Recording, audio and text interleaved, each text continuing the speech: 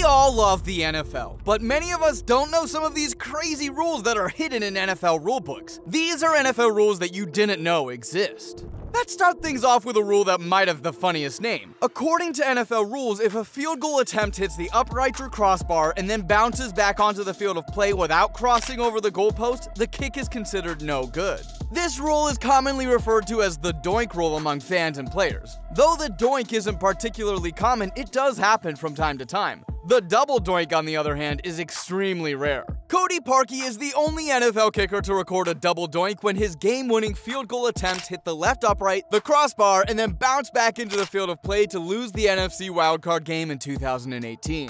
While the Doink Rule might have a ridiculous name, this next one is a heartbreaker when your team loses on a kick missed by inches. We're talking about a rule that used to make life a little easier for the quarterback. The tuck rule was controversial in the NFL, and it was eliminated back in 2013. The rule stated that if a quarterback had begun to bring the ball back to his body in an attempt to tuck it away, and then lost possession of the ball during the tucking motion, it would be ruled an incomplete pass rather than a fumble. This meant that even if the quarterback appeared to lose control of the ball, the play would be ruled dead and the quarterback would retain possession. The tuck rule gained notoriety during the 2001 playoffs when it was invoked during a game between the New England Patriots and the Oakland Raiders. The controversial call helped the Patriots win the game, and they went on to win the Super Bowl that year. Cue the violin now, cause my heart just broke for the Raiders hearing that one. The quarterback gets enough calls as is. We're thrilled that the tuck rule was abolished. Next, we have a play that eliminated some entertaining football when it was implemented in order to keep NFL players a little safer. In the NFL, if a player's helmet comes off during a play, the player must immediately stop participating in the play. This is known as the helmet off rule and is in place to protect players from injury. If a player continues to participate in the play without a helmet, it is considered a penalty and the player may be ejected from the game.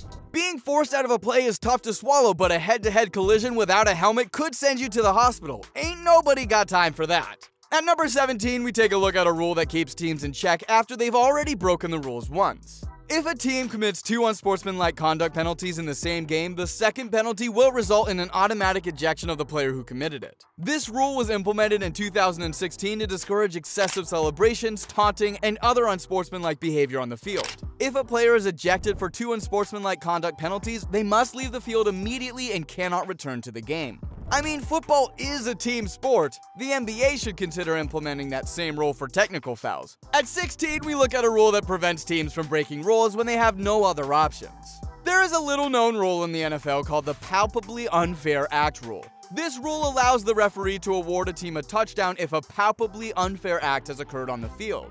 For example, if a player from the opposing team comes off the sidelines and tackles a player who is about to score a touchdown, the referee can award the touchdown to the team that was tackled. Similarly, if a player from the opposing team throws a helmet onto the field to distract the other team, the referee can penalize the offending team and award a touchdown to the opposing team. While this rule is rarely invoked, it is intended to prevent the outcome of a game from being unfairly influenced by a single act of appalling behavior. That rule obviously makes a lot of sense. What doesn't make sense is that you haven't subscribed to our channel yet. Are you waiting for subscribing rules to change or something? Cause that's not likely to happen anytime soon. And this next rule isn't likely to come into play anytime soon either. Another rule that most people aren't aware of because it rarely comes into play is the fair catch kick. If a player from the receiving team calls for a fair catch on a punt or kickoff and successfully catches the ball, his team has the option to attempt a field goal from the spot where the fair catch was made. The defense must line up 10 yards from the ball and the kicker may not use a tee. If the field goal is successful, the receiving team is awarded 3 points. Some of these rules are weird. You almost have to wonder why they were made. But up next, we have a rule that makes perfect sense to us. In the NFL, it is illegal for a player to bat or punch a loose ball towards the opponent's goal line. This is known as an illegal bat, and it results in a penalty of 10 yards from the spot of the foul. The opposing team also retains possession of the ball. This rule is in place to prevent players from getting an unfair advantage by deliberately batting the ball in a direction that benefits their team. If that last rule wasn't made, teams would just be swatting the ball upfield every chance they got. Here comes a few rules that maybe you have heard of but might not understand what they truly mean. It is against the rules for a team to have more than 11 players on the field during a play. This is known as the illegal substitution rule, and if a team is found to have more than 11 players on the field, they will be penalized 5 yards for the infraction. This rule is designed to ensure that each team has a fair and equal number of players on the field during each play. Though this rule may seem obvious, the way in which teams get penalized for it is not. Smart quarterbacks will often hurry their team up in order to snap the ball while the defense is still in the middle of a substitution and has too many players on the field at once. We've seen that before. At number 12, we look at a rule that allows unlikely heroes to score touchdowns on unique play calls. Offensive linemen are not allowed to wear jersey numbers between 50 and 79 if they report as eligible receivers. This rule was put in place to help officials distinguish between eligible and ineligible receivers during a play. In addition, if an offensive player wearing a number between 50 and 79 reports as an eligible receiver, he must also declare himself as eligible to the referee before the play begins. Failure to do so can result in a penalty for illegal formation. I can think of tons of times when I've seen some big ol' linemen score on a goal line play. Mike Vrabel comes to mind. However, I can't think of a single time when a good player got safety during a conversion. Another lesser-known rule in the NFL is the one-point safety. This rule can occur during an extra point or a two-point conversion attempt. If a team gets caught for a safety while attempting an extra point conversion, the defense will earn 1 point. I can't imagine how horribly a play would have to go for this rule to come into effect. There has never been a one-point safety in NFL history, but apparently one once happened in college.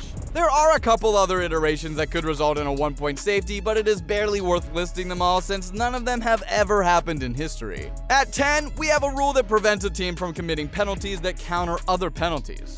Did you know that in the NFL, if a team commits multiple fouls on the same play, the opposing team has the option to decline all but one of the penalties? This rule is called the one foul, one penalty rule and is designed to prevent a team from gaining an unfair advantage by committing multiple penalties on the same play. For example, if the offensive team commits both a holding and a false start penalty on the same play, the defense can choose to decline one of the penalties and enforce the other rather than having to accept both penalties. The opposing team gets to choose which penalty to accept so they can select the penalty that gives them the greatest advantage. At number 9, we are going to check out another rule that prevents the offense from easily compiling unfair yardage. There is also a rule in the NFL that states that if a ball is fumbled forward by an offensive player and goes out of bounds, the ball is returned to the spot of the fumble unless the ball goes out of bounds in the opponent's end zone. In that case, it's a touchback and the defensive team takes possession of the ball at their own 20-yard line. This rule applies to all fumbles, including those that occur on 4th down, and it's designed to prevent offensive players from intentionally fumbling the ball forward in order to gain yardage or avoid a sack.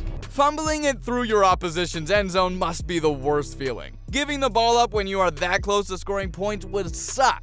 Here comes another rule that you probably have heard of but might need a bit of clarification on what it means. According to the NFL rulebook, offensive linemen are not allowed to advance more than 2 yards downfield before a forward pass is thrown. This is known as the ineligible receiver downfield rule and is designed to prevent offensive linemen from blocking defenders downfield during a pass play. The penalty for an ineligible receiver downfield is usually 5 yards from the line of scrimmage and loss of down. However, there are some exceptions to this rule, such as on screen passes or if the ball is thrown behind the line of scrimmage. Linemen are always getting the short end of the stick, eh? Let the big guy run free! We've heard of referees blowing calls, we've heard of referees blowing games, but what happens if a ref accidentally blows when he never meant to? The inadvertent whistle rule. If an official blows a whistle by mistake, play is immediately halted and the down is replayed. But if a player has already gained possession of the ball at the time of the whistle, the team that possesses the ball is awarded the ball at the spot where the player possessed it. This rule is in place to prevent an inadvertent whistle from unfairly affecting the outcome of the game. Damn, if only the refs could get penalized. Up next, we look at what happens if your team spreads them out a little too sporadically. Another rule that some people may have heard of but not everyone fully understands is the illegal formation rule. This rule states that an offensive team must have at least 7 players on the line of scrimmage in a stance with their hand on the ground when the ball is being snapped. If there are less than 7 players on the line, it is considered an illegal formation and results in a penalty. Also, if a player who is not on the line of scrimmage catches a forward pass, it is also considered an illegal formation and results in a penalty. This rule is designed to ensure fair play and prevent teams from gaining an unfair advantage by using unconventional formations. Imagine what football would look like without the illegal formation rule. Teams could have 9 wide receivers swarming around the field. I wonder if that could be stopped. At number 5, we look at a rule that used to be used more frequently when the ball was a lot rounder. Kickers don't actually have to kick the ball off of a tee. In fact, they don't even have to kick it off the ground. Instead, they can attempt a drop kick. A drop kick is a type of kick that can be used on kickoffs, field goals, and extra points. It involves dropping the ball onto the ground and then kicking it after it bounces up. However, drop kicks are very rarely used in modern NFL games as they are less accurate and less powerful than standard place kicks. The last successful drop kick in an NFL game was by Doug Flutie in 2006 when he nailed an extra point for the New England Patriots against the Miami Dolphins. If you were wondering why Bill Belichick called for a drop kick that game, he had no reason outside of the fact that his team was killing the Dolphins, so why not? Next up, we have a rule that penalizes tardiness. The coin toss is a weird part of every football game. On one hand, it can impact the outcome mightily. On the other hand, it is the only part of the game that teams can't strategize for. However, the one thing that teams need to make sure is that they get the appropriate amount of players out on the field in time to observe the coin toss. If a team fails to get its players to observe the coin toss in the NFL, the opposing team will automatically win the coin toss. The team that failed to observe the coin toss will also be penalized 15 yards for unsportsmanlike conduct. This penalty will be enforced at the start of the game and may impact field position or other aspects of the game. We know that if a kicker kicks the ball out of bounds, then the play is over, but what happens if a player steps out of bounds but returns to the field of play to catch a kickoff? If an NFL player fields a kick after stepping out of bounds, the play is considered an illegal touch. This means that the ball is immediately considered dead at the spot where the player stepped out of bounds, and the receiving team is penalized with a 5-yard penalty from that spot. If the player who fields the kick is a member of the kicking team and steps out of bounds before touching the ball, the same penalty applies and the receiving team gets the ball at the spot where the illegal touch occurred. It's worth noting that if a ball has already crossed the goal line before being touched by a player who stepped out of bounds, the result is a touchback and the receiving team will start their possession on their 25-yard line. That last play is pretty consistent with what happens if receivers step out of bounds and then come back to make a play. Those catches are called incomplete. Fumbles are loose balls that can be taken back for touchdowns. But up next, we look at a unique type of fumble where the rules are flipped around a little. If the ball is snapped through the quarterback's legs and he never touches it, it is called a fumbled snap. The result of the play depends on what happens next. If a player from the quarterback's team recovers the ball before an opponent does, the play will continue as normal. If an opponent recovers the ball, they will gain possession of the ball and it will become their ball at the spot where it was recovered. If the ball rolls out of bounds or is recovered by neither team, it will be considered a dead ball and the down will be replayed with a new ball. I hope NFL players know these rules, because if I saw the ball go through the quarterback's legs, I'd be going after that thing for a touchdown. But I guess that's not allowed. Last but not least, we look at a rule that is so obsolete that it might as well just get taken right out of the rulebook. After scoring a touchdown, it is customary that the scoring team follows by kicking the ball off to the team that just got scored on. Believe it or not, the rule actually states that after a touchdown is scored, the team that got scored on gets to decide who kicks off next. However, there is absolutely no reason in any situation why a team would decide to kick the ball off to their opponent when given the chance to receive. Back in the olden days, teams would convene at center field after every touchdown to officially request to get kicked off to after a touchdown. Nowadays, it goes without saying and refs don't force coaches to go through the formality. Thanks for watching. Those were NFL rules that you didn't know exist. If you liked this video, let us know by clicking the thumbs up and subscribing to our channel. Also, check out this other video we made up on your screen to keep watching our NFL-related content.